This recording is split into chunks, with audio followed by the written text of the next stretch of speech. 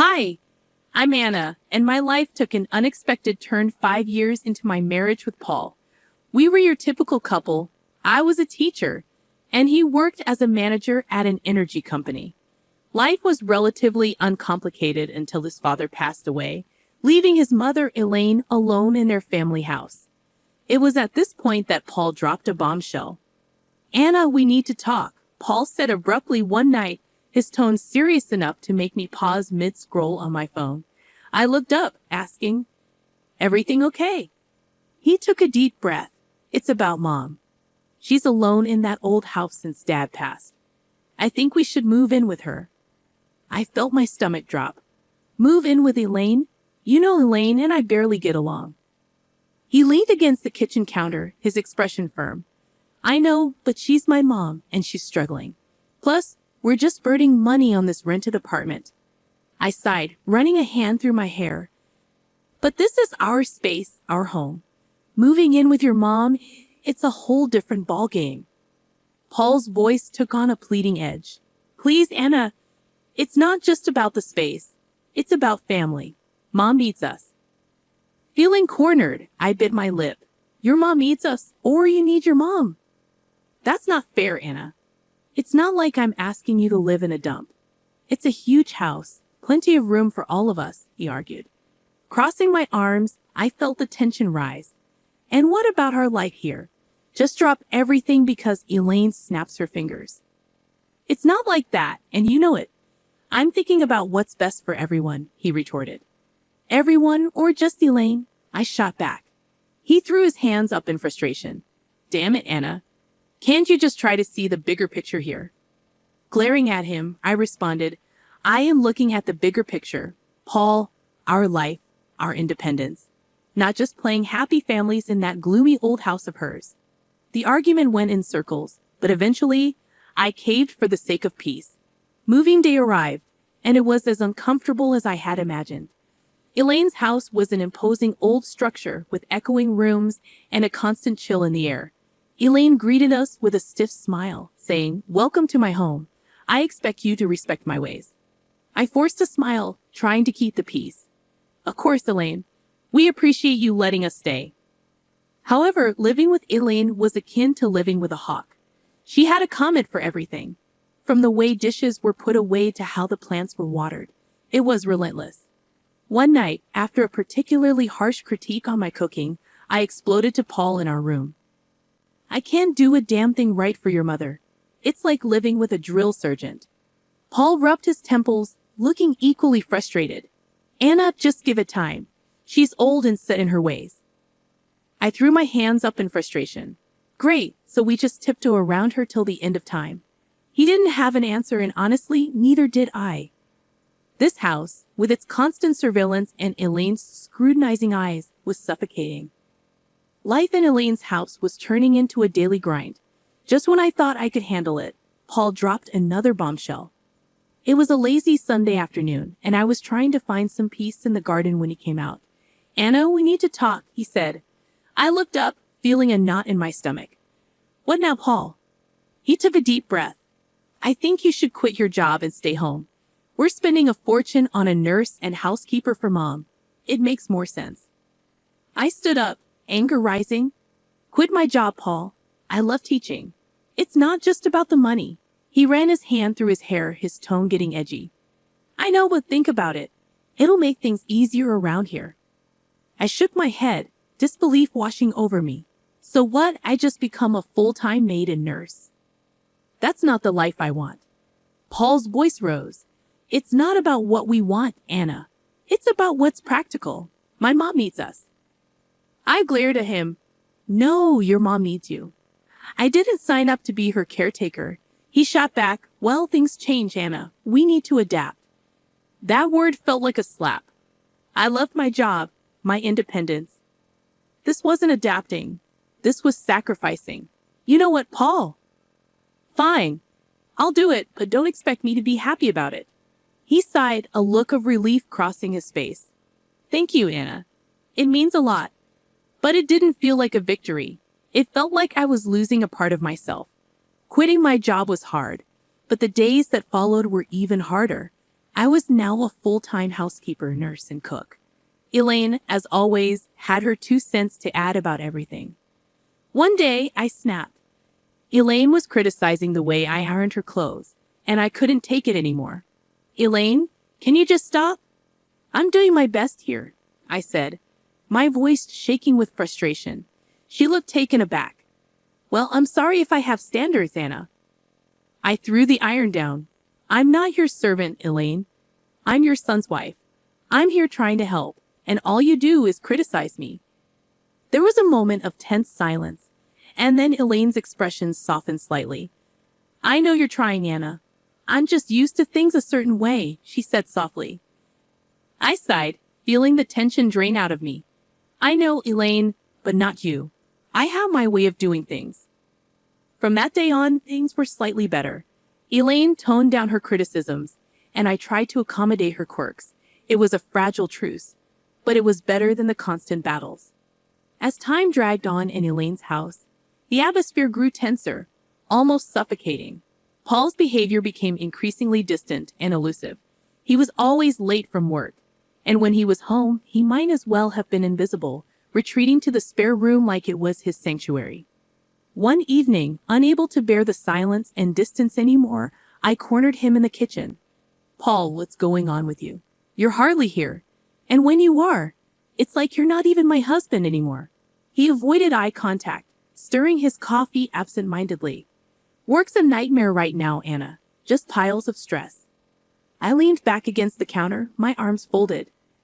I could sense the stress, Paul, but this feels like you're shutting me out. You're here, but you're not really here. He exhaled heavily, his gaze still fixed on his coffee. I don't know what you want me to say, Anna. I'm just really tied up with stuff. I wanted to believe him, to understand, but something inside me screamed that there was more to it. Then there was Lucy, Paul's sister, who made it her mission to add to the tension. Each visit from her was a trial. She looked around the house with a sneer and quip, still stuck in this old dump, huh? I usually bit my tongue, but one day her taunts hit a nerve. Not all of us have the luxury to mooch off others, Lucy. I shot back. She just cackled, her voice grating on my nerves. Look at you, playing the martyr in a haunted house. Pathetic. I clenched my jaw, holding back a barrage of words. Paul, ever the silent bystander, offered no defense. His silence was like another jab, another confirmation of the growing gulf between us. The biggest shift, however, came with Elaine. One day she called for Lucy, her voice frail and desperate. Lucy, I need help with a bath. I can't manage on my own anymore. Lucy's response was cold and cutting. Help yourself, Mom. I'm not your caretaker. Elaine broke down in tears, and my heart couldn't take it.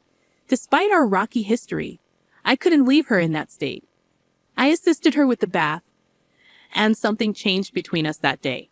Elaine started to warm up to me, treating me less like an intruder and more like a daughter. It was a welcome change, but it also underscored how far Paul and I had drifted apart. The house felt colder, emptier.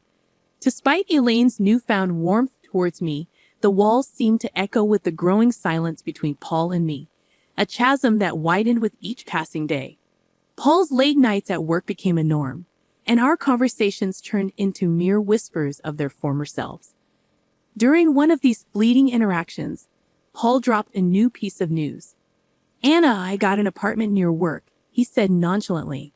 I almost dropped the dish I was cleaning. An apartment? Why on earth would you need that? He leaned against the doorframe, avoiding my gaze. It's just practical, Anna. Saves me the commute, especially with the late nights. I felt a surge of anger and confusion. And you just decided this without talking to me? What are we, roommates now?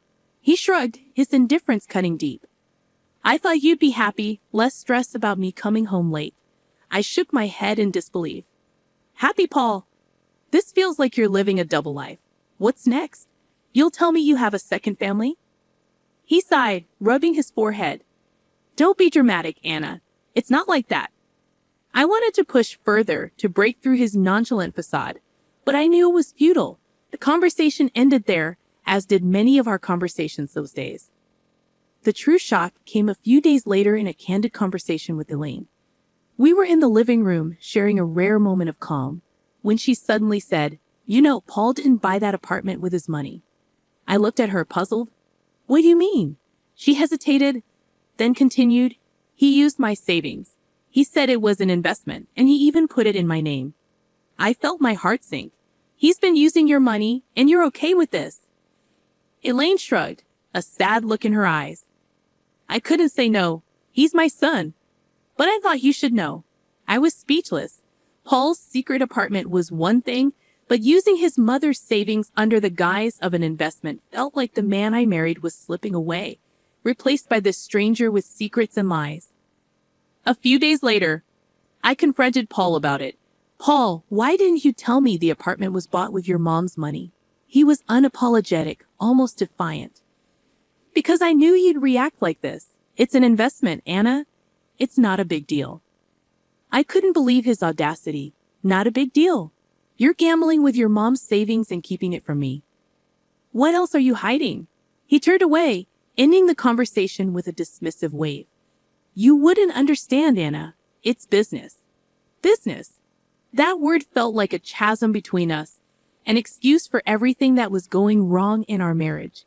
Living in Elaine's old, dreary house was taking its toll on me. The walls, once probably vibrant, now echoed a somber tone, and every creaking floorboard seemed to whisper secrets. One day, I just couldn't take it anymore. "Elaine, have you ever thought about renovating the house?" I asked her over breakfast. It could use some freshening up. Elaine looked up from her tea, surprised. "Renovate? I haven't thought about it in years. It's such a big task." I nodded, feeling a spark of enthusiasm. "I know, but it could really brighten up the place. Maybe just start with a new coat of paint or some new wallpaper." Elaine considered it for a moment. "Well, I suppose it wouldn't hurt to bring some new life into this old house. But are you sure you're up for it?" I smiled, eager for a project. "Absolutely. It'll be a good change." And so it began. I threw myself into the renovation, painting walls, choosing wallpapers, and even attempting to restore some of the old furniture. It was hard work, but it felt good, like I was breathing life back into the house and, in a way, into myself.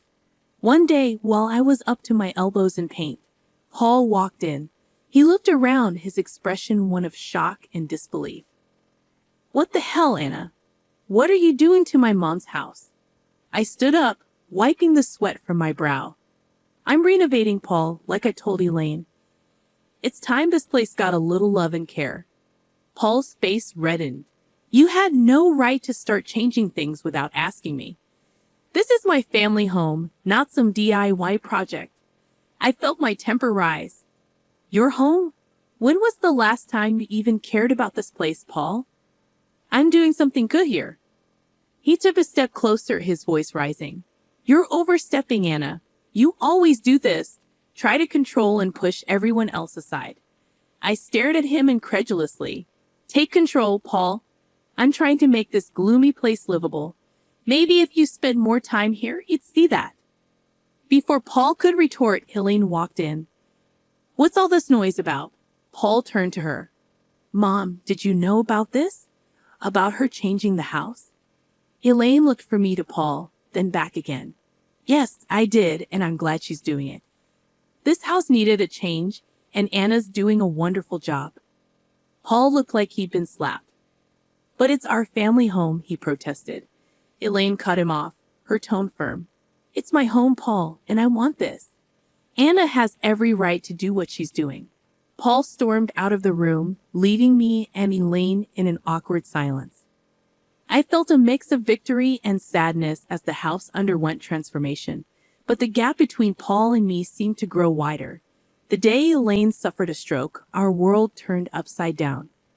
I was there, witnessing her sudden decline, her words slurring, her body weakening. Panic gripped me as I called for help, my voice quivering with fear. In the hospital, the grim reality set in. Elaine needed constant care. I looked to Paul for support, but he was distant, his eyes void of concern. "Anna, I can't deal with this." "I have enough on my plate," he said, his voice cold.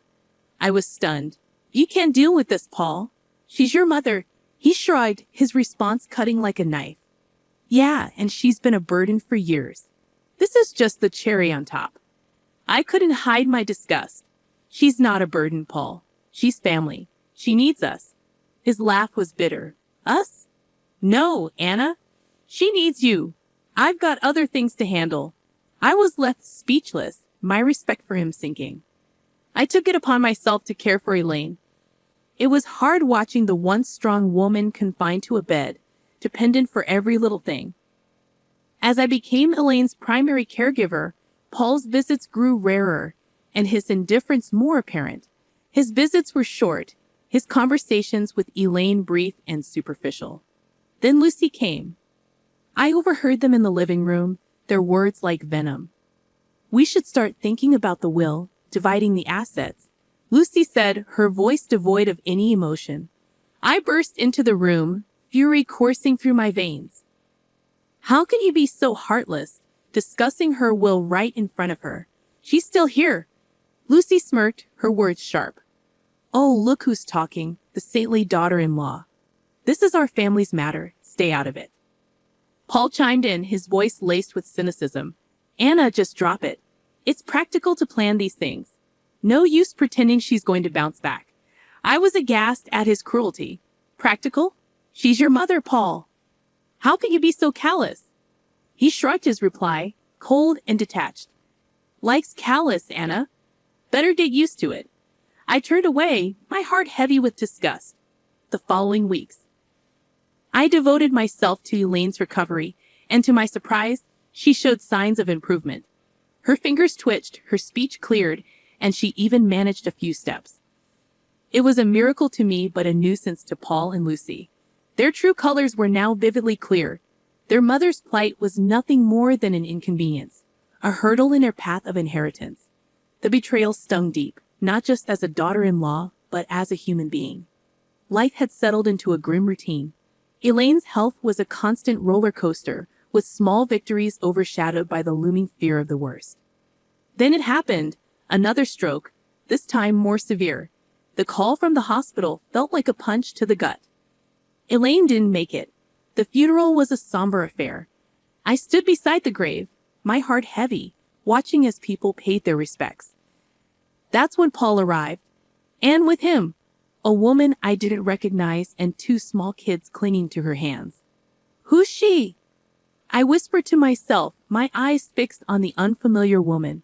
Paul approached, his expression unreadable. Anna, this is Carol, my wife, and these are our kids. I felt like I had been slapped. Your wife? When did this happen? He shrugged, a coldness in his voice. A while ago. It's none of your business, Anna. I was speechless, my mind reeling. How could he? And during all this time with Elaine? Lucy was there too, her usual sneer in place. Finally showing your true colors, Anna, she sneered. It's a bit late for that. I glared at her, my voice laced with contempt. I was here for Elaine when you both abandoned her. Don't you dare judge me. Paul interjected, let's just get this over with. We have other matters to discuss. After the funeral ended and the gathering moved to Elaine's house for the will reading, Paul and Lucy were like vultures, eagerly awaiting their share. The lawyer began reading the will, and that's when the bombshell dropped. Everything, the house, the money, all of it was left to me. Paul's face went from smug to shocked. What the hell?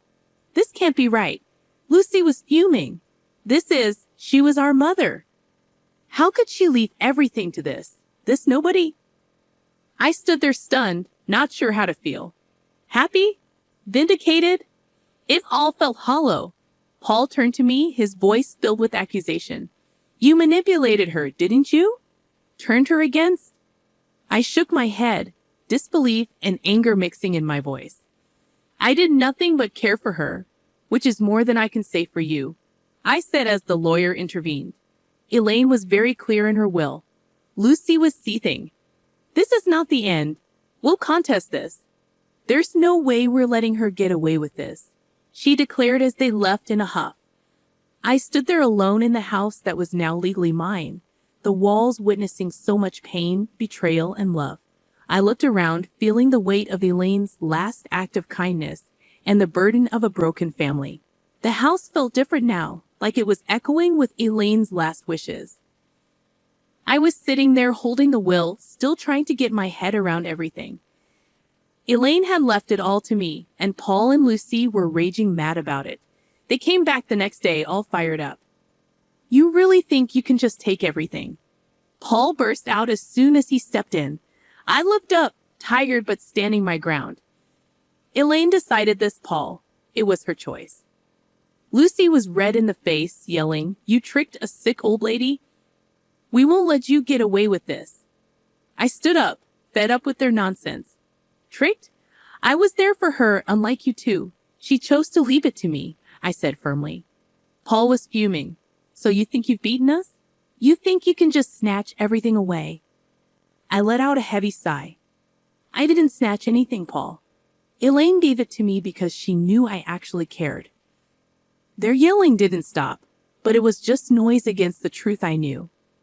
I was there for Elaine when they weren't. The lawyer showed up with a video Elaine had made. Her voice filled the room as she said it, clear as day. "I left everything to Anna because she was like the daughter I never had. She was there when my own kids weren't. She deserves it all." The room went quiet. Paul looked like he'd been punched in the gut, and Lucy started crying, finally realizing what they had done. After that, Paul and Lucy left, and all their threats just fell flat. I was alone in the big house, surrounded by the past and thinking about the future. I decided to divorce Paul. It was tough, but it had to be done. He and his new family had to move to a rental place. Lucy had her own mess to deal with. Her debts and bad choices were catching up to her. As for me, I was standing in my new house, feeling sad but also kind of excited. Elaine's will wasn't just about the house and money. It was like she was telling me to be strong and make my own way. I decided to start over, using what Elaine left me to build something new for myself. The house, once a reminder of tough times, was now a place for new beginnings.